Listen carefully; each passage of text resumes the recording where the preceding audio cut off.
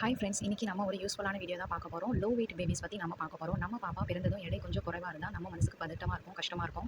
அத நினைச்சு நம்ம பயப்படுவோம். அவங்க சரியா வளருவாங்க இல்லையா அப்படின்னு சொல்லி நம்மளுக்கு மைண்ட்ல நிறைய கொஸ்டின்ஸ் ஸ்டார்ட் ஆகும். ஆனா டென்ஷன் ஆக வேண்டாம். நான் சொல்ற சில டிப்ஸை நீங்க ஃபாலோ பண்ணீங்கன்னா உங்க பாப்பா சுறுசுறுப்பா நல்ல ஹெல்த்தியா வளருவாங்க.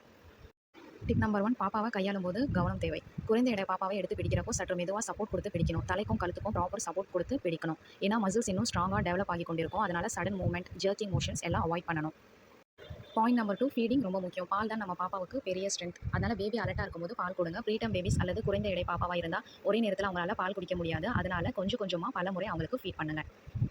பாயிண்ட் நம்பர் 3, அட்மாஸ்பியரும் வெப்பமும் செக் பண்ணிக்கோங்க. இப்படி குறைந்த எடை பாப்பாவுக்கு பாடி டெம்பரேச்சர் மெயின்டைன் பண்றது ரொம்ப முக்கியம். அதனால பாப்பா உடம்பு குளிராம பார்த்துக்கோங்க. ஸ்கின் டு ஸ்கின் கான்டாக்ட், அதாவது கங்காரு கேர்னு சொல்லுவாங்க. அது பாடி வார்ம்த்தை மெயின்டைன் பண்ணும், பாண்டையும் இன்க்ரீஸ் பண்ணும். ஸோ அதை நீங்க ட்ரை பண்ணணும்.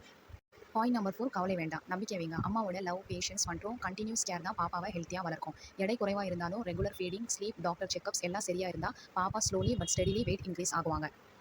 ஸோ ஃப்ரெண்ட்ஸ், நான் சொன்ன பாயிண்ட்ஸ் எல்லாம் நீங்கள் ஃபாலோ பண்ணுங்கள். ஒரு அம்மாவாக நீங்கள் காமாகவும் கான்ஃபிடென்ட்டாகவும் இருந்தால் உங்கள் பாப்பா நிச்சயமாக வெயிட் கெயின் ஆவாங்க. அடுத்த வீடியோவில் நம்ம சந்திக்கலாம். இந்த வீடியோ உங்களுக்கு பிடிச்சிருந்தா மறக்காமல் நம்ம சேனலை சப்ஸ்கிரைப் பண்ணிடுங்க, லைக் பண்ணுங்கள், ஷேர் பண்ணுங்கள். தேங்க்யூ ஃபார் வாட்சிங்.